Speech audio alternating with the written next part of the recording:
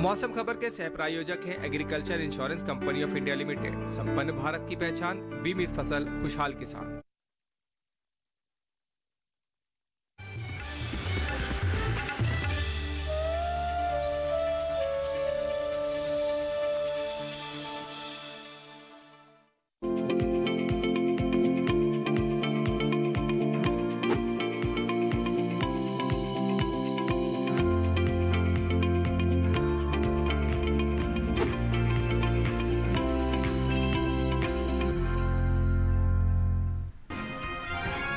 विदर्भ, कोंकण और गोवा में 2 दिन कुछ जगह भारी बारिश का अलर्ट। मध्य महाराष्ट्र और उत्तराखंड में भी झमाझम बरसेंगे बादल।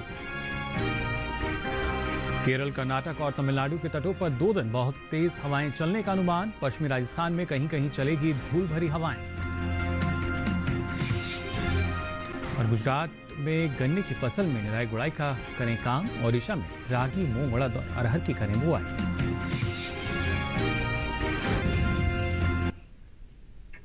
नमस्कार, आप देख रहे हैं दूरदर्शन किसान। मौसम खबर में आप सभी का स्वागत। मैं हूं मुकुल शर्मा। मौसम खबर में आपको बताएंगे आने वाले दिनों में देश के किन हिस्सों में होगी बारिश, कहां रहेगा मौसम साफ और कैसी रहेगी तापमान की स्थिति। साथ ही ऐसे मौसम में किसानों के लिए क्या है कृषि विशेषज्ञों की सलाह। लेकिन आइए सबसे पहले नजर डालते हैं मौसम की खास खबरों पर। उत्तराखंड की अगर बात करें तो शनिवार को यहां कुछ जगह तेज बारिश का अनुमान जताया गया है। हिमाचल प्रदेश, पश्चिमी उत्तर प्रदेश और पूर्वी राजस्थान में कहीं कहीं तेज बारिश की संभावना है। मध्य प्रदेश, छत्तीसगढ़ और ओडिशा में कुछ स्थानों पर भारी बारिश के आसार हैं। अरुणाचल प्रदेश, असम और मेघालय में भी जोरदार बारिश हो सकती है। विदर्भ, मध्य महाराष्ट्र, कोंकण और गोवा में भी कुछ स्थानों पर भारी बारिश का अलर्ट जारी किया गया है। 2 दिन तटीय कर्नाटक और आंतरिक कर्नाटक के कुछ हिस्सों में भी जोरदार बारिश का अनुमान है। तमिलनाडु, पुडुचेरी, केरल और अंडमान निकोबार द्वीप समूह में कहीं कहीं मूसलाधार बारिश की संभावना जताई गई है। तमिलनाडु, दक्षिणी आंध्र प्रदेश और केरल के तटों पर तेज हवाएं चलने के आसार हैं। गुजरात, लक्षद्वीप और कर्नाटक के तटों पर तेज हवाएं चलने का अनुमान जताया गया है। वहीं पश्चिमी राजस्थान में कहीं कहीं गरज के साथ धूल भरी आंधी चल सकती है। और आइए मौसम की और अधिक जानकारी के लिए अब रुक कर लेते हैं भारत मौसम विज्ञान विभाग से। डॉक्टर रंजीत सिंह हमारे साथ फोन लाइन पर जुड़ चुके हैं। डॉक्टर रंजीत, बहुत बहुत स्वागत आपका मौसम खबर में। जानना चाहेंगे आपसे, कम दबाव का क्षेत्र फिलहाल कहाँ बना हुआ है जिसका असर हमें नजर आएगा? एक्चुअली इस समय एक साइक्लोनिक सर्कुलेशन झारखंड के ऊपर स्थित है, परंतु दूसरा जो हवा के कम दबाव का क्षेत्र है वो मध्य पश्चिम बंगाल की खाड़ी में 11 जुलाई को बनने वाला है जी। और फिर 11 जुलाई से मानसून और भी सक्रिय हो जाएगा। अभी वैसे एक्टिव हो गया है, लेकिन और भी सक्रिय हो जाएगा और बारिश की मात्रा 11 जुलाई के बाद और भी बढ़ जाएगी। चलिए, काफी बेहतर स्थिति, यानी जो मानसून जैसा आपने कहा सक्रिय होगा। लेकिन खासतौर से अगले 2 दिन देश के किन हिस्सों में भारी बारिश का अलर्ट जो है वो जारी किया गया है? अगले 2 दिनों में विदर्भ, तटीय कर्नाटक, साउथ इंटीरियर कर्नाटक जी, केरल, तमिलनाडु में भारी से अति भारी बारिश का अनुमान है।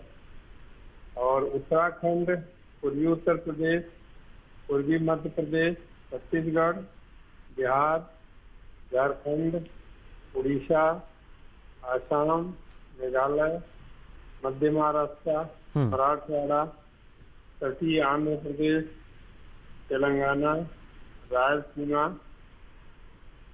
और नॉर्थ इंटीरियर कर्नाटक में कुछ स्थानों पर भारी बारिश का अनुमान है। जी बिल्कुल रंजीत जी, अगर खासतौर से बात की जाए तापमान की, जिस तरीके से लगातार इसमें इजाफा भी हुआ, सबसे ज्यादा तापमान जो है, सबसे ज्यादा गर्म दिन कहाँ फिलहाल दर्ज किया गया है?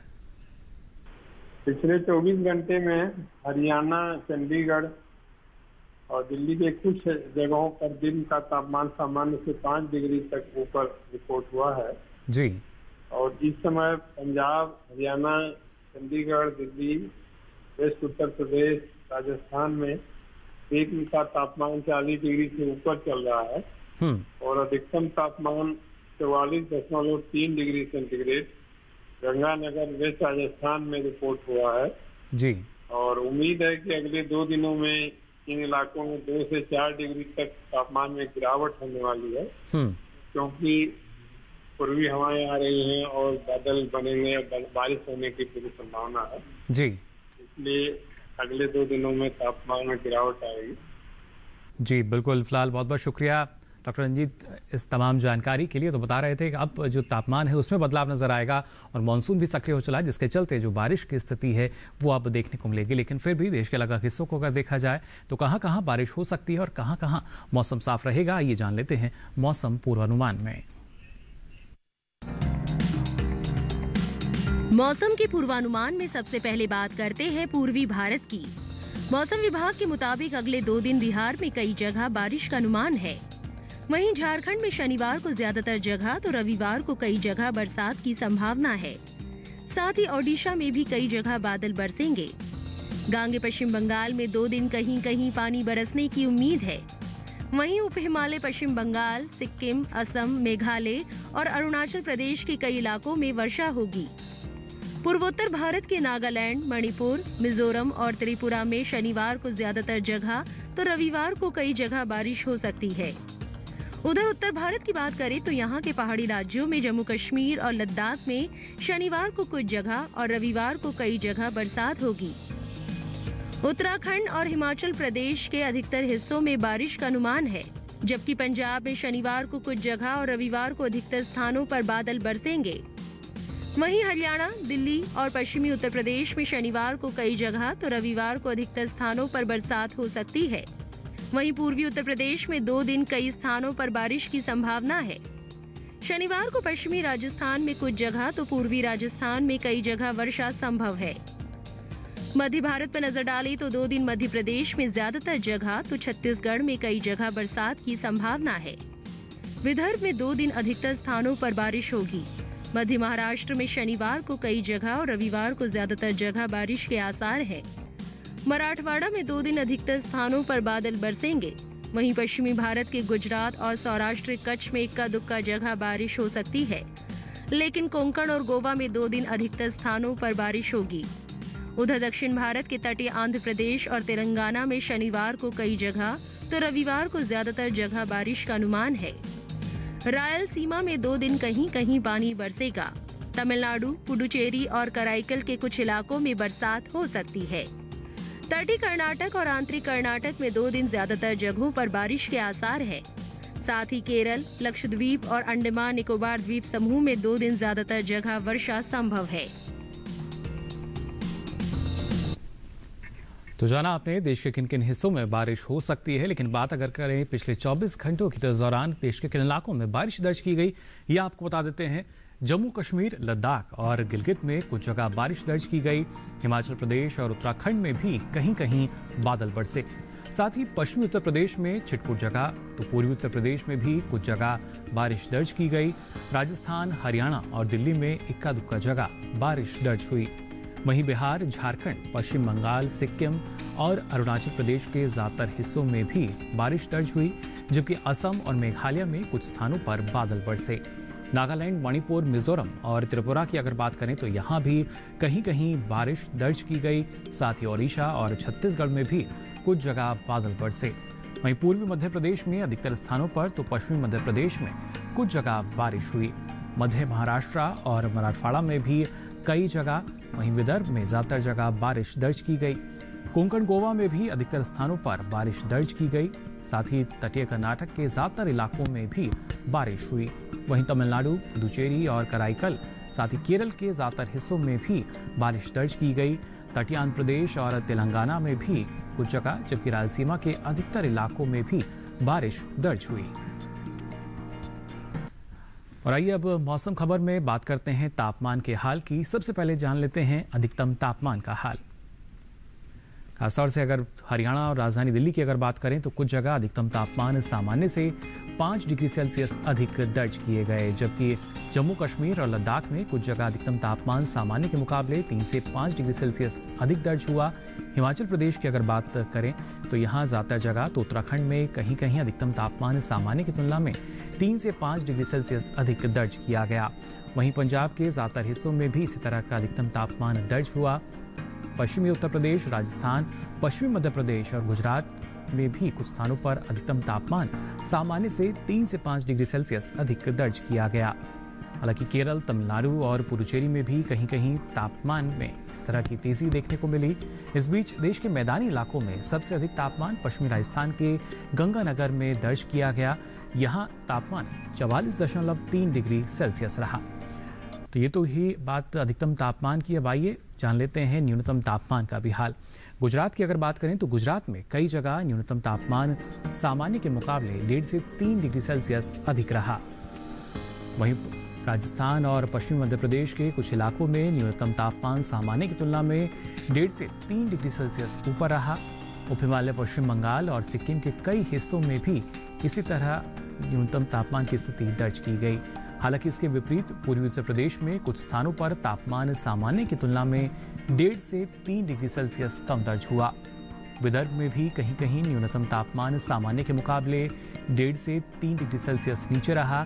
तेलंगाना और रायलसीमा में भी कुछ स्थानों पर न्यूनतम तापमान सामान्य से 1.5 से 3 डिग्री सेल्सियस कम दर्ज किया गया। सबसे कम तापमान आपको बता दें तमिलनाडु के तिरुपत्तूर में दर्ज हुआ। यहाँ तापमान 20 डिग्री सेल्सियस रहा। और इसी के साथ ही मौसम खबर में यहाँ वक्त हो चला एक छोटे से ब्रेक का। ब्रेक से लौटेंगे तो आपको बताएंगे आने वाले दिनों में क्या रहेगा खास। आप बने रहिए दूरदर्शन किसान पर।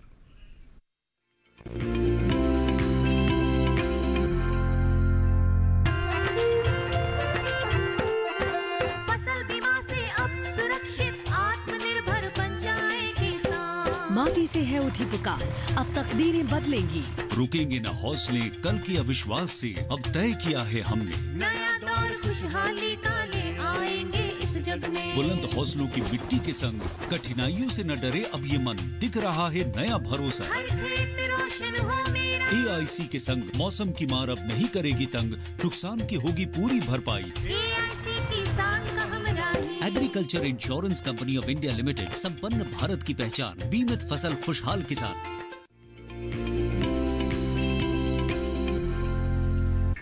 तो ब्रेक के बाद आप सभी का एक बार फिर स्वागत मौसम खबर में। ब्रेक पे जाने से पहले आपने जाना देश के किन हिस्सों में बारिश की जो स्थिति है वो दर्ज की गई है या कहां कहां बारिश हो सकती है।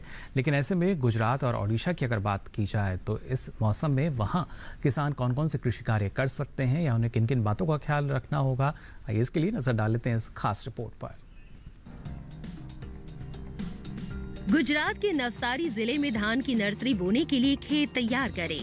खेतों की अच्छे से जुताई करने के बाद उसमें सड़े हुए गोबर की खाद या अन्य जैविक खाद डालें। बुआई के समय 1 हेक्टेयर जमीन में बुआई के लिए 25 से 30 किलो धान के बीज की आवश्यकता होगी। गुजरात के किसान गन्ने की फसल में निराई गुड़ाई का काम करने के बाद उसमें जरूरत के हिसाब से साफ मौसम में उर्वरक डालें।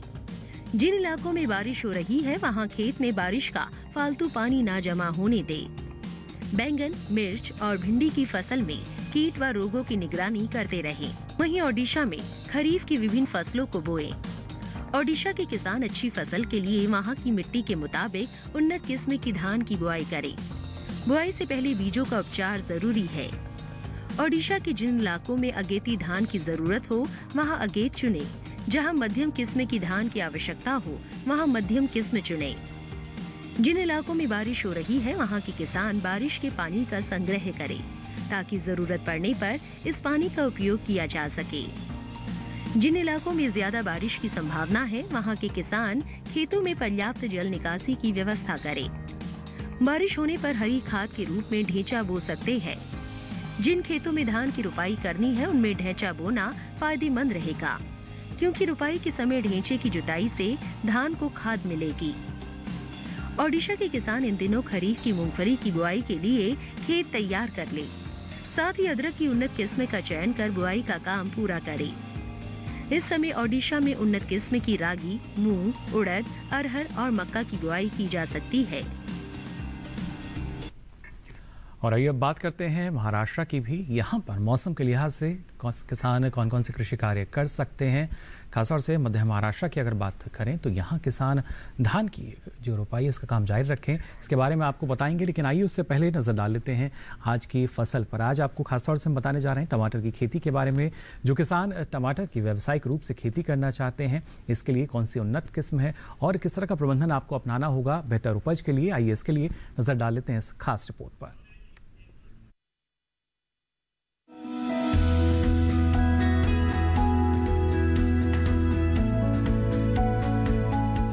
टमाटर के लिए जीवांश वाली बलुई दोमट और दोमट मिट्टी इसके लिए ज्यादा उपयुक्त होती है। 1 हेक्टेयर बुआई के लिए सामान्य किस्म का 400 से 500 ग्राम बीज चाहिए, जबकि संकर किस्म का 150 से 200 ग्राम बीज ही पर्याप्त होगा। जिन किसानों की पौध तैयार हो गई है, वो अब इसकी रुपाई कर ले। रुपाई के लिए खेत को अच्छी तरह जोतकर मिट्टी को भुरभुरा बना ले और क्यारियां तैयार कर ले। हर क्यारी 0.75 मीटर चौड़ी और जरूरत के हिसाब से 5 से 10 मीटर लंबी हो सकती है। ध्यान रहे कि सीमित बढ़वार वाली फसल के लिए कतार से कतार के बीच की दूरी 60 सेंटीमीटर और पौध से पौध की दूरी 45 सेंटीमीटर होनी चाहिए, जबकि असीमित बढ़वार वाली फसलों में कतार से कतार की दूरी 75 सेंटीमीटर और पौध से पौध के बीच की दूरी 50 सेंटीमीटर होनी चाहिए। रुपाई दोपहर बाद करना ज्यादा बेहतर रहेगा। रुपाई के तुरंत बाद जरूरत हो तो हल्की सिंचाई कर दे। बाद में जब भी आवश्यक हो तो पानी देते रहे। खरपतवार नियंत्रण के लिए समय समय पर निराई गुड़ाई करते रहे। टमाटर में कई तरह की बीमारियां भी लग सकती है। झुलसा रोग में पुरानी पत्तियां पीली हो जाती है। टमाटर की फसल में विषाणु से फैलने वाला मौजिक रोग भी खतरनाक है। इसमें पत्तियां सिकुड़ जाती हैं और पौधों की बढ़वार रुक जाती है। रोकथाम के लिए सिकुड़ी पत्तियों को उखाड़कर जला दे। टमाटर में पत्ती, तना और फल भेदक कीट लगते हैं। इससे ग्रसित पत्तियां गिर जाती हैं। रोकथाम के लिए विशेषज्ञों की सलाह पर उचित दवाओं का छिड़काव करें। तो जाना आपने किस तरीके से बेहतर ढंग से आप टमाटर की उन्नत खेती कर सकते हैं। आगे बढ़ते हैं और आपको बताते हैं खासतौर से मध्य महाराष्ट्र में जो किसान हैं कौन कौन से कृषि कार्य करें। यहाँ पर किसान धान की रुपाई का काम भी कर सकते हैं। साथ ही धान की नर्सरी 21 से 25 दिन की होने पर उसकी आप रुपाई करें। मध्य महाराष्ट्र में किसान सोयाबीन, अरहर और मूंगफली बो सकते हैं। साथ ही यहाँ किसान उड़द, मूंग और मक्का की बुआई भी अभी कर सकते हैं। महाराष्ट्र के सिंधुदुर्ग जिले में खरीफ की मूंगफली की बुआई किसान जारी रखें। अहमदनगर, धुले और नंदुरबार में कपास और सोयाबीन की बुआई किसान कर सकते हैं। साथ ही यहाँ अरहर, मूंगफली, मूंग और उड़द की बुआई भी कर लें। मध्य महाराष्ट्र के किसान मक्का और बाजरे की बुआई भी जारी रखें। खरीफ की अगेती फसलों में निराई गुड़ाई का काम किसान अभी कर सकते हैं। गन्ने के खेतों में किसान ड्रिप विधि से सिंचाई अभी कर सकते हैं। इसी के साथ ही मौसम खबर में यहाँ वक्त हो चला एक और छोटे से ब्रेक से लौटेंगे तो आपको बताएंगे कृषि और मौसम से जुड़ी कुछ और खास जानकारी। आप बने रहिए दूरदर्शन किसान पर।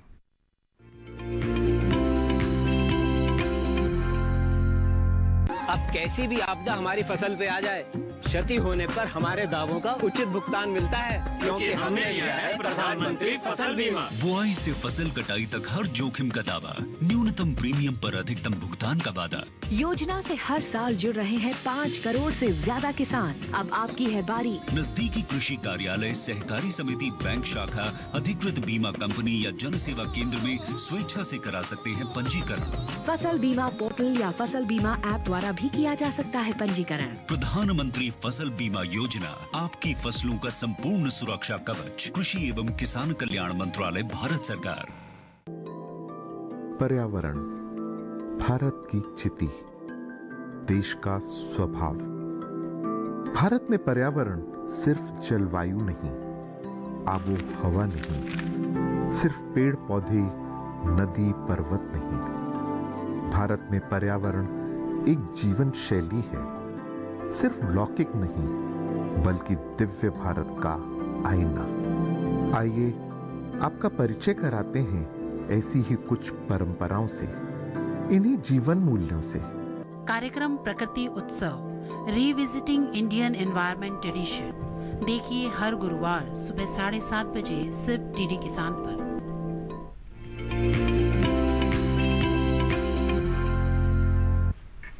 तो ब्रेक के बाद आप सभी का एक बार फिर स्वागत मौसम खबर में। भाई आपको बताते हैं मौसम के लिहाज से और किन किन बातों का ख्याल आपको रखना होगा। आपको बता दें महाराष्ट्र के किसान हल्दी के खेतों में आवश्यकता अनुसार निराई गुड़ाई जैसे जो कृषि कार्य हैं ये भी कर सकते हैं। साथ ही अनार के बागानों में भी निराई गुड़ाई आवश्यकता अनुसार किसान करते रहें। यहाँ के किसान पशुओं के लिए हरे चारे की बुआई करें। कोल्हापुर जिले में किसान मूंगफली, मक्का और सोयाबीन लगा सकते हैं। नासिक जिले में किसान धान की नर्सरी बोने का काम जारी रखें। नासिक के किसान बाजरा और मक्का की बुआई भी अभी कर सकते हैं। वहीं महाराष्ट्र के बुलढाणा जिले में पहले से बोई गई फसलों में किसान सिंचाई कर लें। समय पर बोई गई कपास, अरहर और सोयाबीन की फसल में निराई गुड़ाई का काम करें। महाराष्ट्र के ही चंद्रपुर और आसपास के जिले में किसान धान में सिंचाई कर सकते हैं। बुआई के 21 से 25 दिन बाद सिंचाई अवश्य करें। और आइए अब एक नजर डाल लेते हैं मौसम की खास खबरों पर। क्या कुछ खास रहेगा मौसम में, आइए जानते हैं। उत्तराखंड में शनिवार को कुछ जगह तेज बारिश का अनुमान जताया गया है। हिमाचल प्रदेश, पश्चिमी उत्तर प्रदेश और पूर्वी राजस्थान में कहीं कहीं तेज बारिश की संभावना है। मध्य प्रदेश, छत्तीसगढ़ और ओडिशा में कुछ स्थानों पर भारी बारिश के आसार हैं। अरुणाचल प्रदेश, असम और मेघालय में जोरदार बारिश हो सकती है। विदर्भ, मध्य महाराष्ट्र, कोंकण और गोवा में कुछ स्थानों पर भारी बारिश का अलर्ट जारी किया गया है। 2 दिन तटीय कर्नाटक और आंतरिक कर्नाटक के कुछ हिस्सों में भी जोरदार बारिश का अनुमान है। तमिलनाडु, पुदुचेरी, केरल और अंडमान निकोबार द्वीप समूह में भी कहीं कहीं मूसलाधार बारिश की संभावना है। तमिलनाडु, दक्षिणी आंध्र प्रदेश और केरल के तटों पर तेज हवाएं चलने के आसार हैं। वहीं गुजरात, लक्षद्वीप और कर्नाटक के तटों पर भी तेज हवाएं चलने का अनुमान जताया गया है। पश्चिमी राजस्थान की अगर बात करें तो यहां कहीं कहीं गरज के साथ धूल भरी आंधी चल सकती है। और आइए अब नजर डाल लेते हैं अगले 4 दिनों के लिए प्रमुख शहरों के तापमान पर।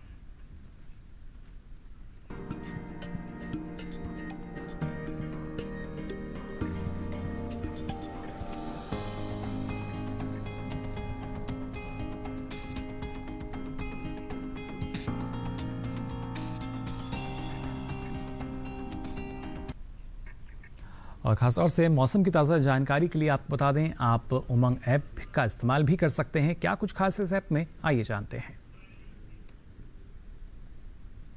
इस ऐप के जरिए भारत के नागरिकों को स्वास्थ्य, अर्थव्यवस्था, शिक्षा, मकान, कृषि, यातायात और यहाँ तक कि रोजगार से जुड़ी सुविधाएं प्रदान की जा रही है। इसका लाभ कहीं भी किसी भी समय मोबाइल, कंप्यूटर और लैपटॉप से ले सकते हैं। साथ ही संबंधित विभागों और लंबी कतारों में खड़े होने की जरूरत भी नहीं। उमंग ऐप में ऑनलाइन पेमेंट की सुविधा भी है।